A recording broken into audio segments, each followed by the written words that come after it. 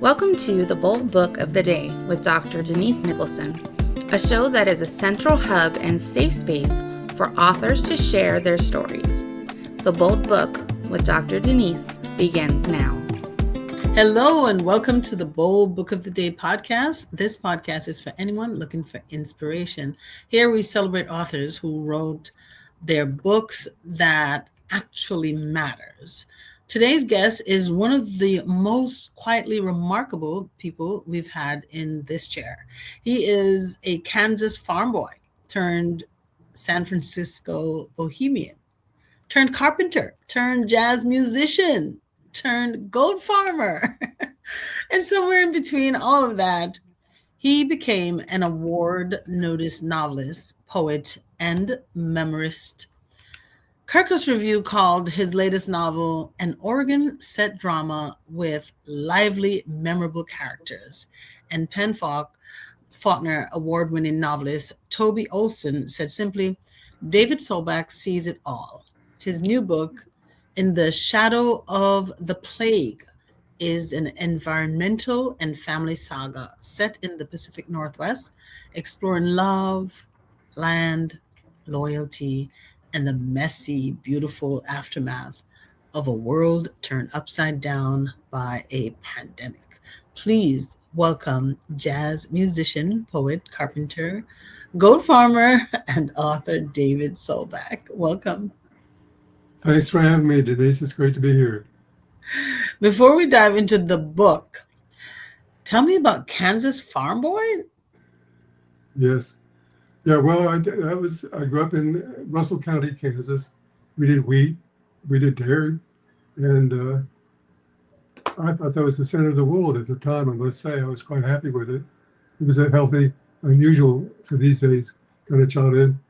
And I didn't really get out until I went to college, and but then when I graduated from college, I immediately ended up in San Francisco, which was, to me, a revelation. It was a wonderful place. It was everything that my Midwest roots didn't have. And that's where the city was very good to me, San Francisco was. And that's where I got into first. First, I wrote a great novel that was awful, and I couldn't get published for very, very good reasons. And then I became a carpenter.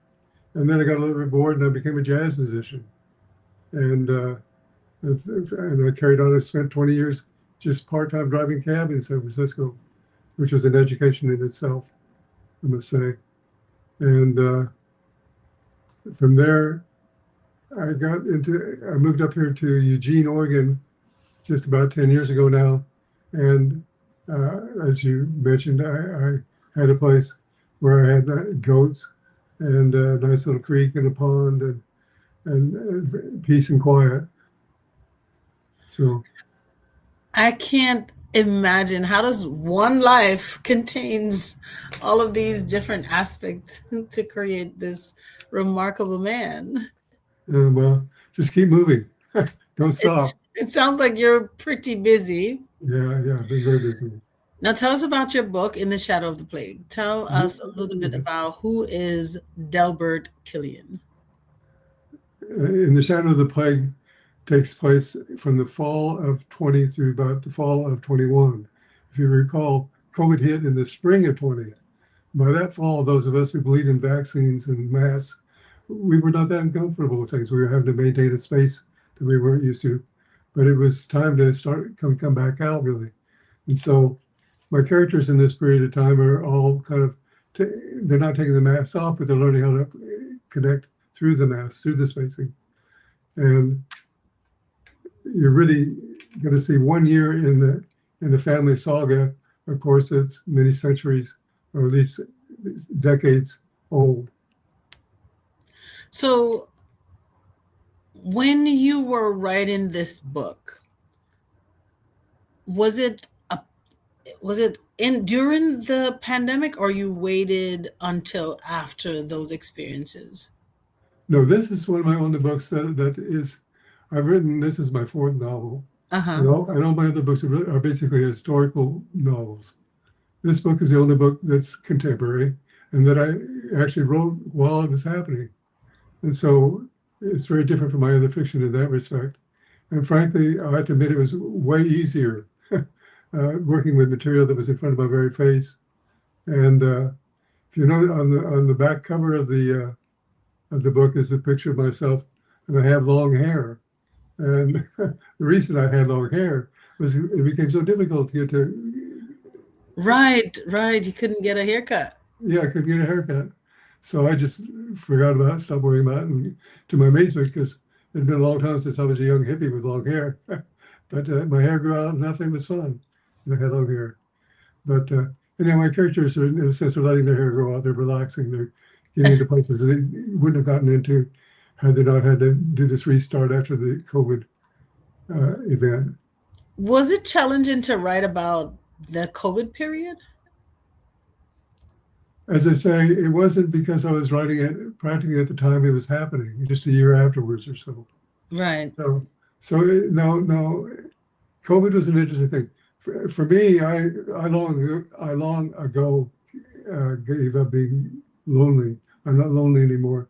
So for me, it wasn't a big deal. But for young people, people wanted to connect. It was a hard thing to have to separate. They were already separated kind of culturally by all these digital screens that kids now grow up around. But it made it even more disconnected, I think, for people. It made it very difficult.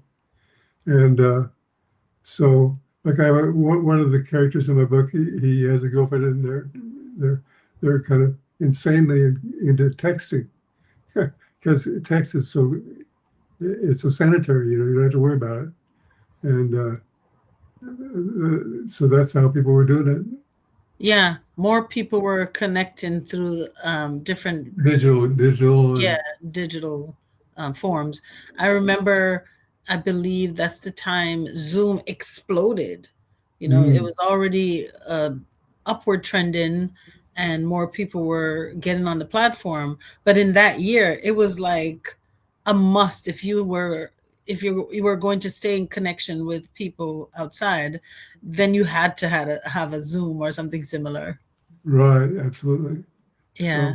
So, that's the period that we're talking about here. Mm-hmm. And the chief character is Delbert Killian. Delbert Killian is the family name. Yeah. And he's in his early 70s. He's a very vigorous old dude, though. He's a guy who grew up on a farm like myself, different kind of farm. Mm-hmm. His father was one of the first organic farmers here in the Willamette Valley. And so he grew up with that as a boy. He did go to college, but then immediately got off. And in fact, in the course of getting himself through school, he got into construction and never really got out of construction. He got out of school. He never got out. And so he grew up moving houses and doing a lot of foundation work and around the Eugene area here. And what he did was, rather than just buying stuff and selling it, he began to he'd buy an old piece of junk and he'd fix it up and he'd rent it out. And when we meet him, that was in the early days. Now, in his old age here, we find him with a portfolio of properties around the Eugene area. And he's tired of it. He wants to get out of it. He doesn't want to be a landlord anymore. Feels that the economic situation has turned landlords into ogres, no matter how hard they try. And he has two sons, actually. The one is a model son, has a good career, and is making good money, and raising a family, doing all the right things. The other has always been a troublemaker, and it's got to be one of those in every family. Exactly, he's a troublemaker, but he's one of the more interesting characters, I must say, in the book. They usually are. He's the blue collar guy. He works in a tire shop, repairing tires. Wants to start his own shop, and then there's the wife that he's divorcing now, and she is a heck of a woman, and she has a boyfriend, Herman, who's kind of the local gangster, running prostitution, minor drug stuff around town here in Eugene. Wow. Tell me a little bit about the Delbert Killian's girlfriend, because she's quite interesting, and he's going through he's reaching a point in his life where he's at a crossroads, and so I find it interesting that his girlfriend is also it seems like, at a crossroads with her Definitely. sexuality. Mm-hmm. Yeah. His girlfriend is about half his age. Uh-huh. And so that's a tension in itself, of course. But then also she's bisexual. Yeah. And so in the course as things move along, he has a niece who gets involved with his girlfriend, Lucy. And they end up falling in love. Oh my And, goodness. and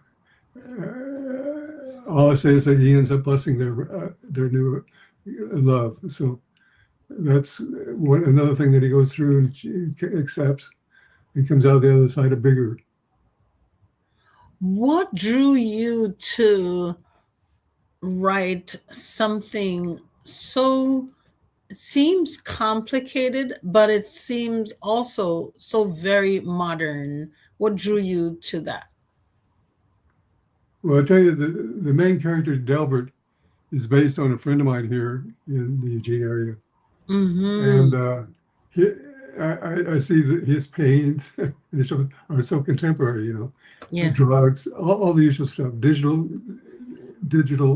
media driving kids crazy, all the problems that you have anywhere in the country are right here in Eugene. The thing about Eugene too is it's a university town, of course. Most people know us for the Ducks and the football team of the University of Oregon. But it was based on logging originally. And if you look at a map of Oregon, you have this little blue streak that runs it includes Portland and then the I-5 corridor about 100 miles going south to us here in Eugene. And that's very blue. All the rest of the state is very red. It's a very conservative place, working class place.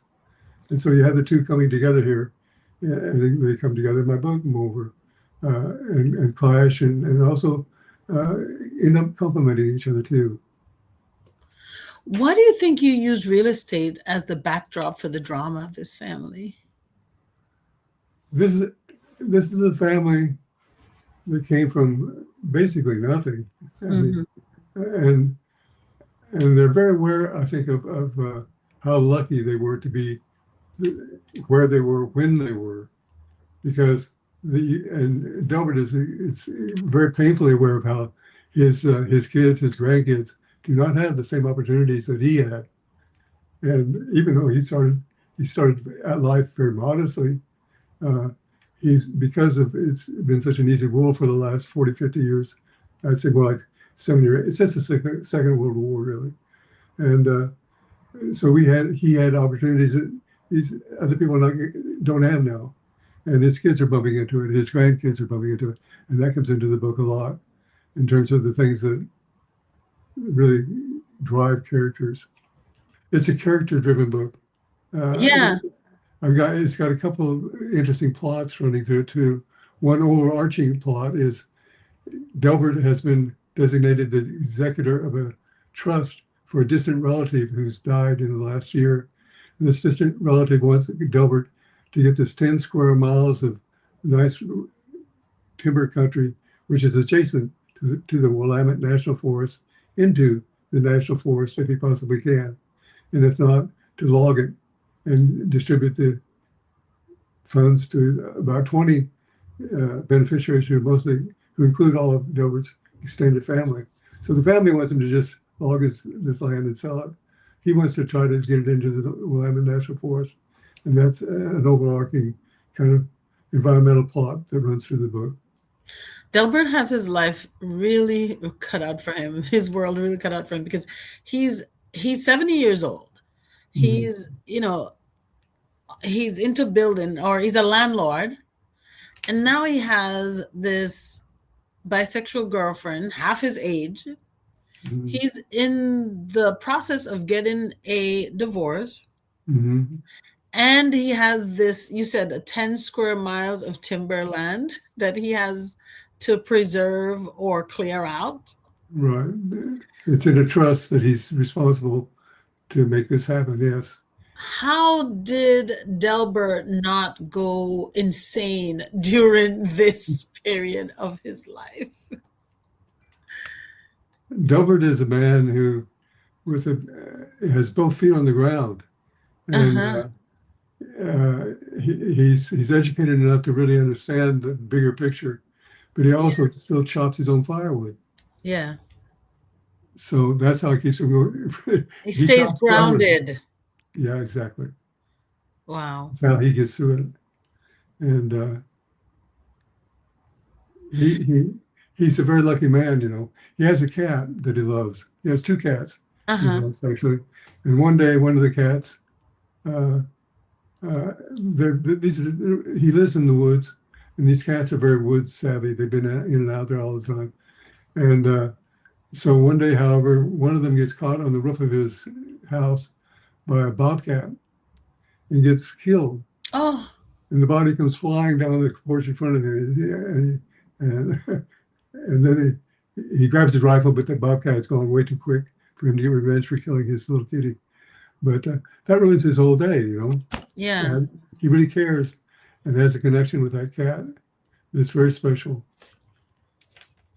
I love that you integrate all these different aspects and characters, and it just keep the book going, jumping, because there are so many unexpected events. For example, the niece hooking up with Killian's girlfriend, and then the bobcat cornering the cat on the roof. Those are vastly different, but it also shows that this book has a fast pace so that you never know what's around the corner. Yeah. Moreover, you're seeing it from different points of view. Yeah. In the beginning of the book, I quote Ken Kesey about point of view. Like shift yourself a little this way, you're going to see it completely.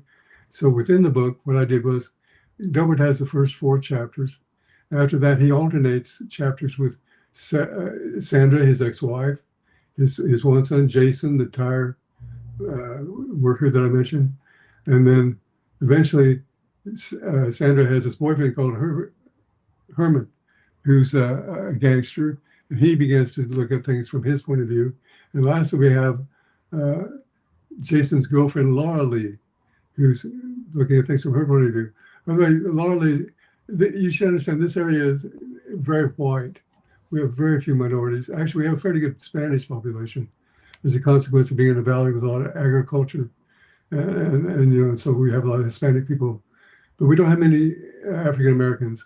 And Laura Lee is, and so she's looking at things from her point of view, and which kind of rounds out how we see all the different action and what's happening. So Laura Lee, I really liked her as a character. It's interesting. Some people I don't think that a white old man ought to be able to write about a young black woman. And on the other hand, Shakespeare did it all the time. So I'm no Shakespeare, but I feel that I can at least try to step into the shoes of people completely unlike myself. And she's a fun and she's one of the most successful people in the book. Beautiful. So there's a character that that different people can identify with. Oh yeah, whoever you are, you'll find yourself in there somewhere, I think. Yeah. Yeah.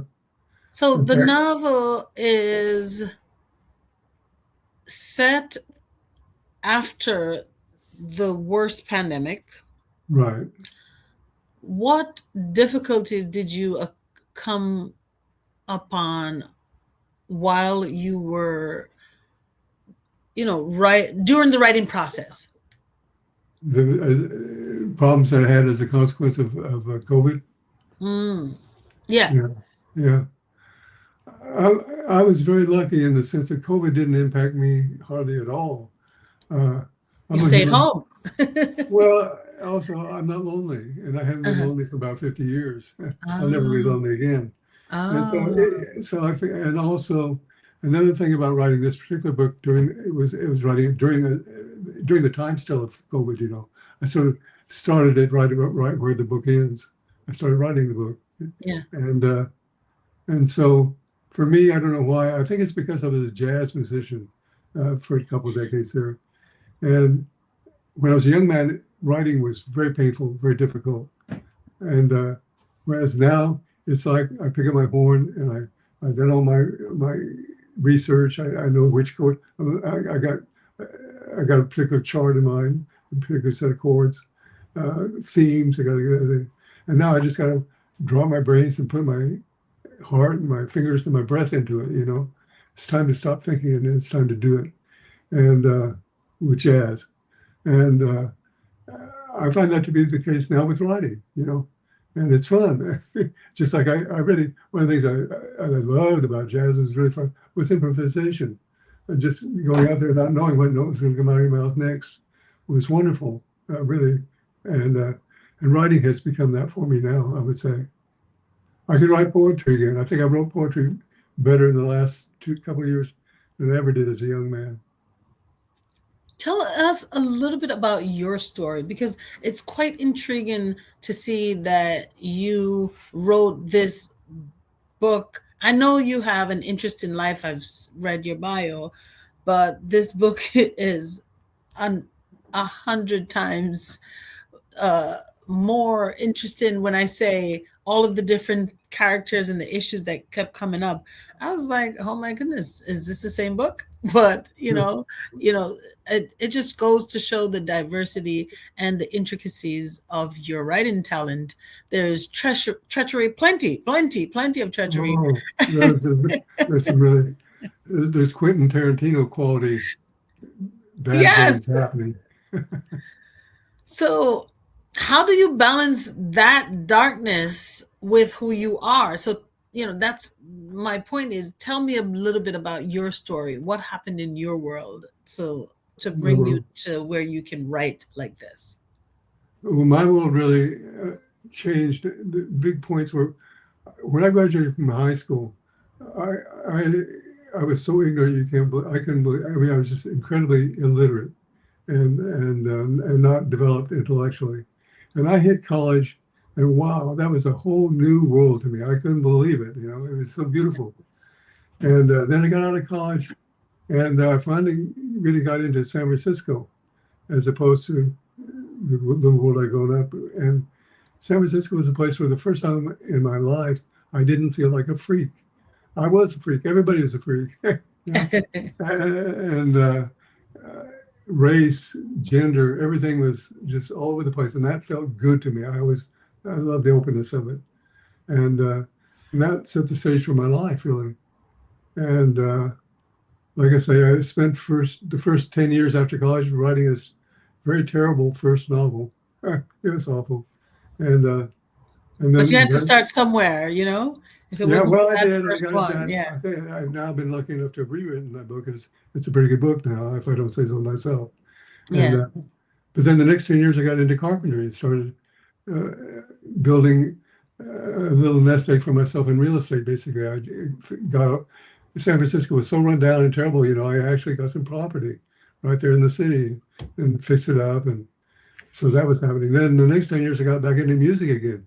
I graduated from high school. It's a music major, with I had clarinet was instrumental that I was doing, with a scholarship. And so now in my mid 40s, I got back. I never got really into jazz. I did a lot of classical work on the clarinet, but I played in big bands and things like that. But I never understood improvisation as a young musician. Now I got into jazz. Boy, that was a whole world in itself for about another 10 years, And after that, then I got back into writing again. And so all this, while I was basically, I was a serial monogamous, I learned really early on that I was hopelessly straight. I was never going to be gay. I was a monogamous. You said hopelessly. Yeah, really. I lived in households where I rented out about 5 rooms for many years. And there were plenty of years in those times when I was the only straight person in the household, So I really came to, and AIDS, when AIDS hit, that was a big deal socially. I knew a lot of people who died from that back in the 80s. And so San Francisco did all that for me. It just made me feel like I could be anything I wanted to be. Yeah. You embraced not only your freakiness or your freaky side, but you embraced the myriad of differences the culture, the race, the myriad of differences, and it helped you to become the person who you are today, because you're not just seeing this, you were learning from these people and seeing what's inside of you that is different, even though the differences that you're seeing is not you, but you saw that there was some difference in you and you were able to embrace these people. They made you feel alive. Absolutely. Absolutely.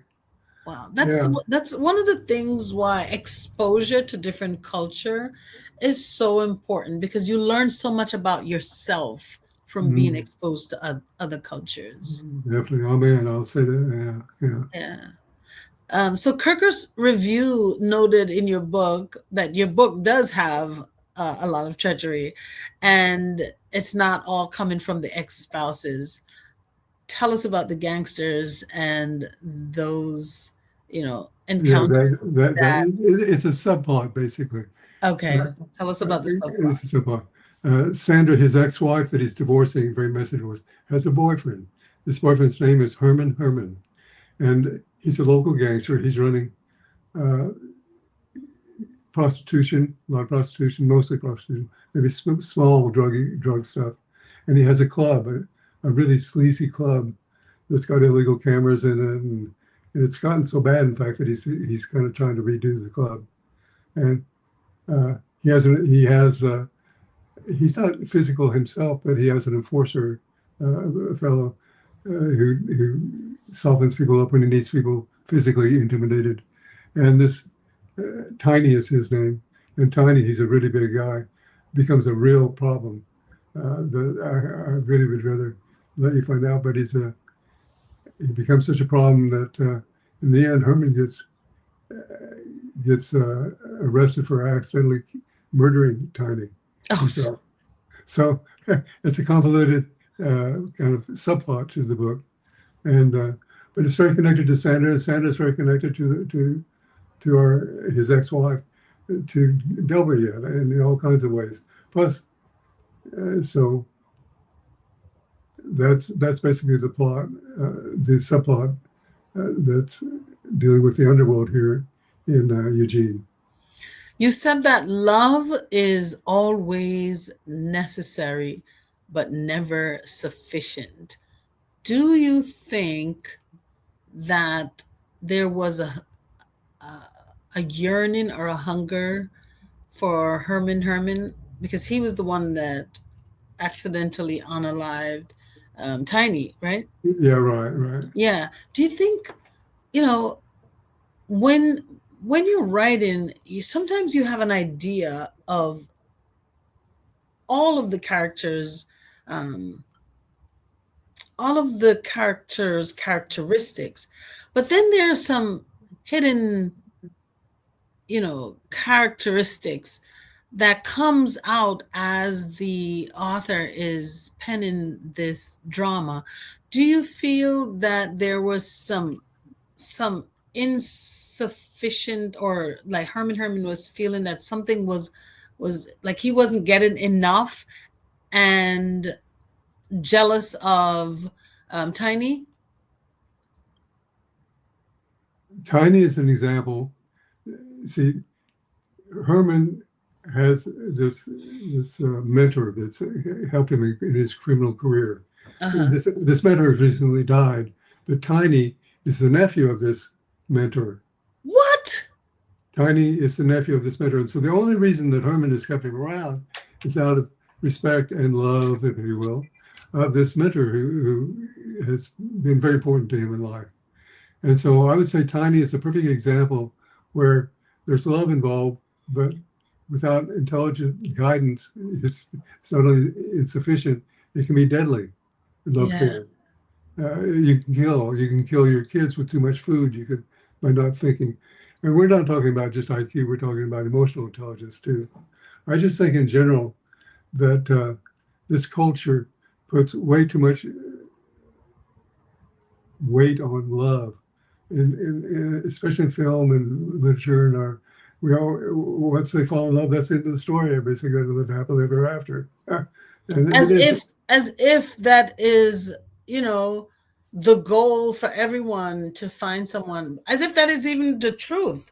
Um, Living happily ever after. What does that really mean?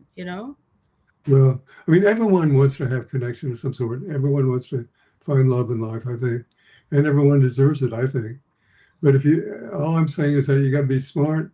If you consistently end up with the wrong kind of person that's not making life not only good for you, but they're making maybe life bad for you, that's where love is out of control. I mean, you need some intelligent control over it and make some smart decisions about who. And in some ways, for instance, of course, Christ telling us to love others as we would love ourselves is a very wonderful thing. I think we would have done better if he had enjoined us to understand our neighbors, and maybe then we will love them, maybe we won't. But I think if we understand and empathize with our neighbors, then we're much less likely to put them in ovens.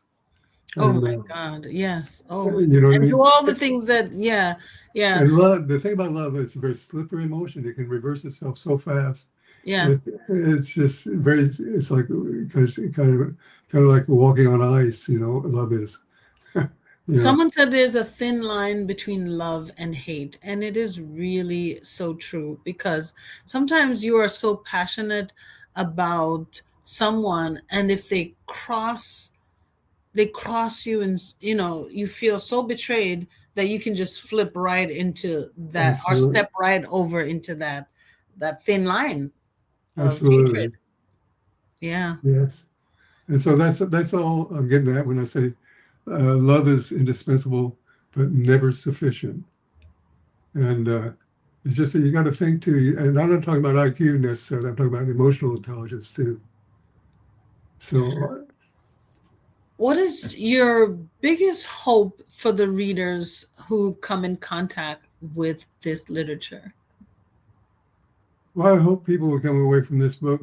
Well, number one, a lot of America right now is bogged down with all sorts of silly stuff, terrible stuff of war, etc. And I would hope that people come away from seeing how this family is coping in a very green part of the country, a different part of the country that most people are even heard of, or they see it as a dot maybe. And it's we are a temperate rainforest here, and it's very green and lush, and people are doing the same problems, running into the same that people do everywhere, but they get through them in my book, and most of the people grow, most of the people learn. They're not all of them. A few of them die. A few of them get worse. We got serious prison time for a couple of them. But overall, everybody's going is getting much stronger, and that's why I think most people out there, and especially east of the Mississippi, would enjoy this book. I know in the book you have narration from different characters. What were you thinking when you decided that you were going to have rotating narratives from these different characters? Because there were so many different narrations. Yeah. What were you thinking, and what do you hope for the audience to get, hearing different perspectives at different point of the book? Yeah, well, as you were saying earlier, characters will start out one way and they'll go different ways, Yeah. And as I got into like after the fourth chapter with Delbert, his ex-wife had become so important that I felt like she ought to have a say now in this. Hey, and Yeah. so, and I ended up he alternates chapters throughout the book. It always comes back to him, but he alternates chapters with her, and then with his son Jason, and then with Jason's lover Laura Lee, and with Herman, the gangster. So all of them kind of carry the action forward. And Sandra's boyfriend, I mean, that's her ex-boyfriend. He also, Herman had some. But he's not her ex; he's her current boyfriend. Okay. So Sandra's boyfriend, Herman. So now I understand why his narration was a part of. Oh, yeah. Yeah. Okay. Otherwise, he wouldn't have got involved. Yeah, sure. Yeah, yeah. So you say this book has many elements of your life. Without giving too much away, what is the most personal thread woven into the story? I'll tell you the truth. This book, Delbert as a character, Ah, is based on a friend of mine. yeah. And in the course of the book, Delbert becomes more and more like me and a little less like my friend. So I have to admit, by the end of the book, it is my friend still, but it's changed a lot. Because he's grown, he's changed, he's doing different things, you know. Yeah. But that does that answer your question there? I'm not sure. Yeah, yeah, yeah. You it started out with, one person in mind, and then because this character is growing and evolving, you saw a lot of yourself in him also. Yeah, yeah. Also, the characters change. Like for instance, Sandra, and his wife is that he's divorcing. Started out being a really nasty person. She was Ah. very, very negative.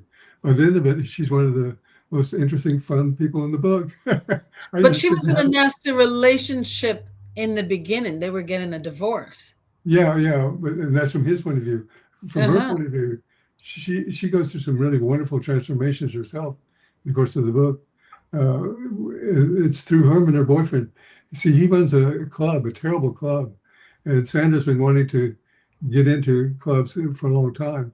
So she ends up taking over the boyfriend's club and starts booking in music acts and stuff like that, and becomes a very successful and interesting person in the course of the book. Whereas in the beginning, she's more like just a bitter, kind of ex-professional, not really professional person who's very angry and negative.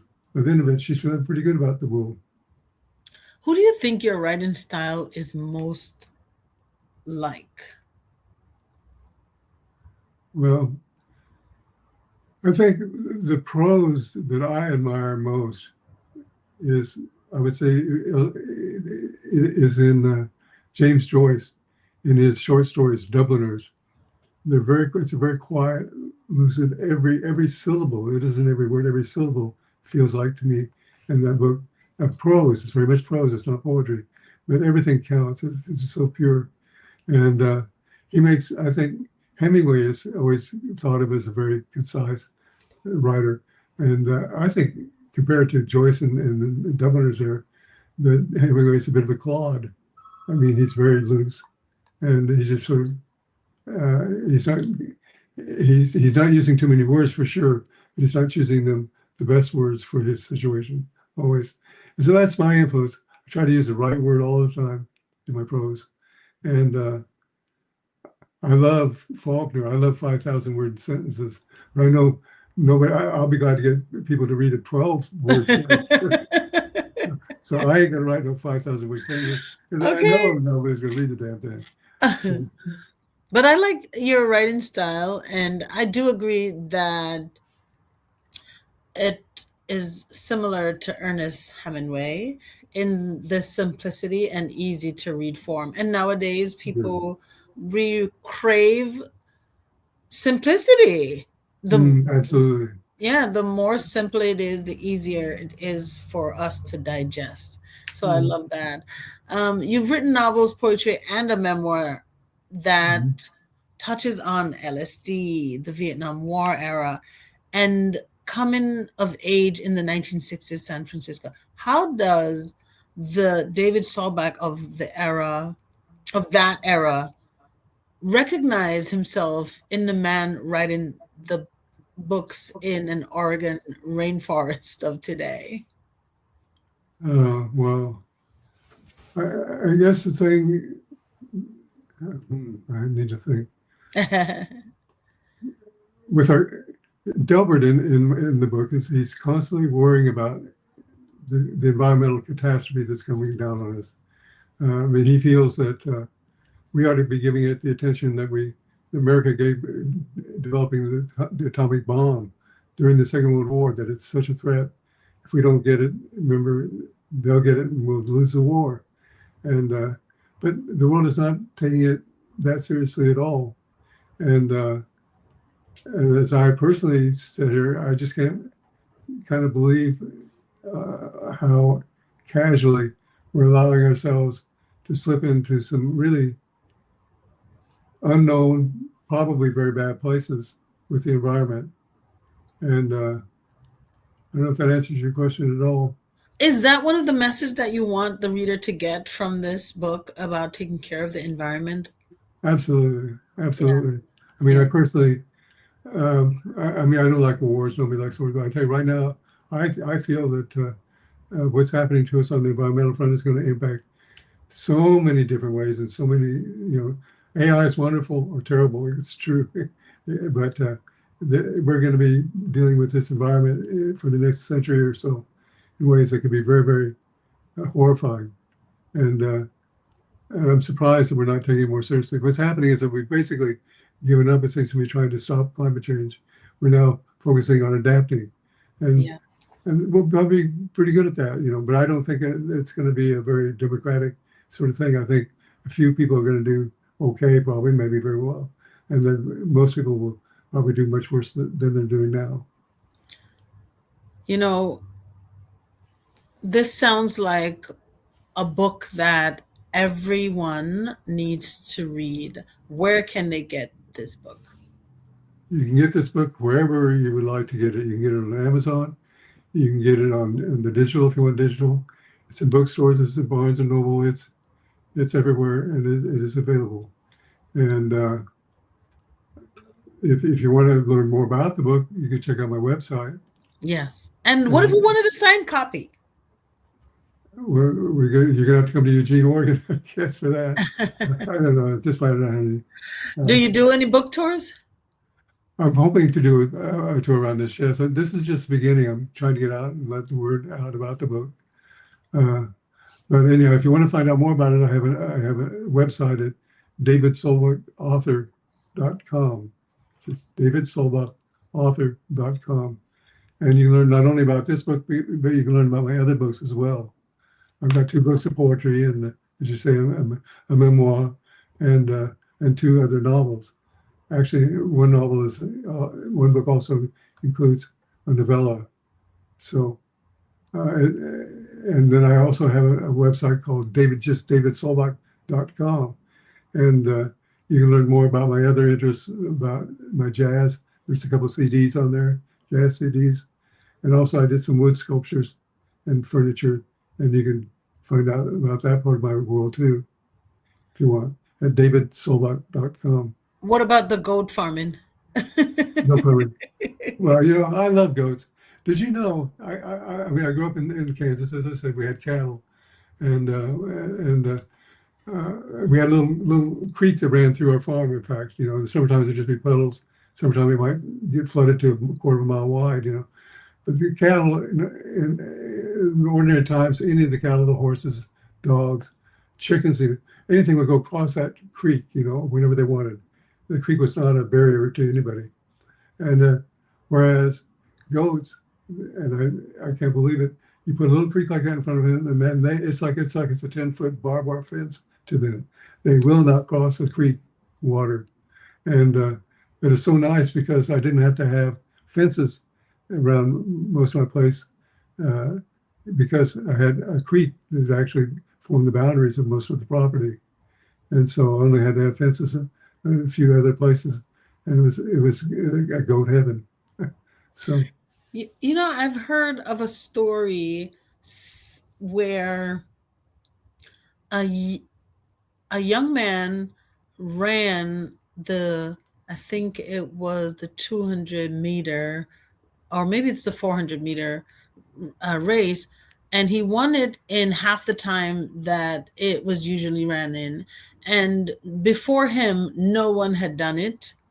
And then after he did it, thousands and thousands of people have done it. And then yesterday, or maybe it was just this past weekend, there was a young man who won a marathon in under 2 hours. He ran a marathon in under 2 hours. And I thought of that And I was like, he's the first person. He made history, the first person to do it. And I am sure thousands, I'm looking forward to thousands of people running that race in under 2 hours. And it just goes to show that a little limitation that is placed in front of us, if our minds can't see past that, it stays stuck forever. But the minute you get over or pass through that limitation, the sky is not the limit anymore. Yeah. You know? By the way, the guy who came in second behind this guy was also under 2 hours. Wow. In one race, they both made history. Yeah. And this was something that was said to, and I believe, if I'm not mistaken, they're from the same team. Yeah, I think so. Africa, yeah, I'm not sure. yeah, Nairobi yeah. or Kenya. Yeah, Kenya, I suspect. I don't know. I'm not sure. Just incredible. And that just reminds me of mindset. You have a limited mindset, just like the goats, or you put something in front of them and give them a boundary, and they think that this boundary it just cannot be crossed. Right. But if we put our minds to it and dedication, we can do anything. Absolutely. Absolutely. These goats, if you got a tree that falls down over the creek, and one goat walks across that tree, the whole herd is gone. To bolster your point. Yeah. Life is beautiful. Before you go, there are 3 questions that I love to ask my guests. One is, what's a bold promise that you can share with the audience? The bold promise is that, as Faulkner said, man will not merely survive, he will prevail. That's right. Oh, I love that one. What's a bold statement that you can share that may cause a paradigm shift? Love is indispensable, but it's never sufficient. It's indispensable, but it's never sufficient. It's not enough. What's a bold move that you'd like to make in the future? The bold move I'd like to make in the future is that I'd like to put together a jazz fusion group this fall, and put together a tour with this novel. And also, I'm going to have a book of poems I'm going to be publishing quickly here too.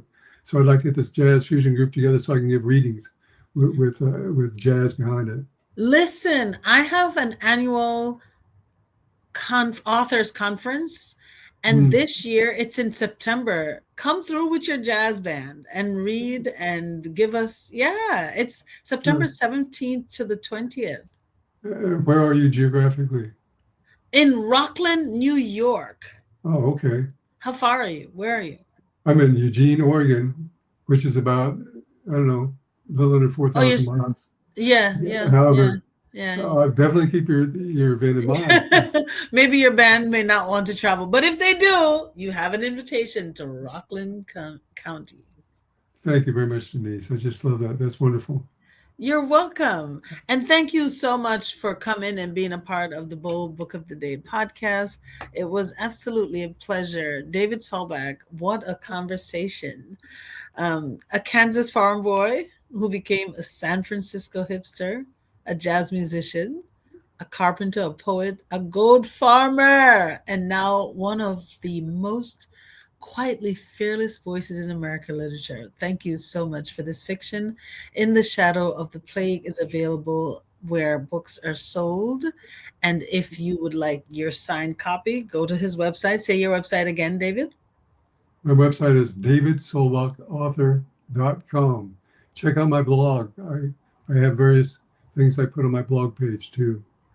So find David and all his work at davidsolbachauthor.com and listen to his poetry at soundcloud.com/David Solbach. Please remember to purchase his book. I just love that we have this community and we support each other and encouraging each other. It is not easy to write a book. So when we do get these books, these authors in front of us, let's show our support. Let's go out and purchase their books. Thank you again. And if you're interested in writing your book and you feel stuck, you feel overwhelmed, there is something that's holding you back from getting your message out of your head and onto paper, follow me on Instagram so that you can get the link to join our community, or you can just send me an email at authordnicholson@gmail.com. See you soon. And thank you again, David Solbach. Thank you. Really appreciate it. Thank you for joining us for the Bold Book of the Day with Dr. Denise Nicholson, a central hub and a safe space for authors to share their stories. Follow Dr. Denise on Facebook and Instagram at Denise Nicholson, or go to denisenicholson.com. Remember, no one can share your story better than you.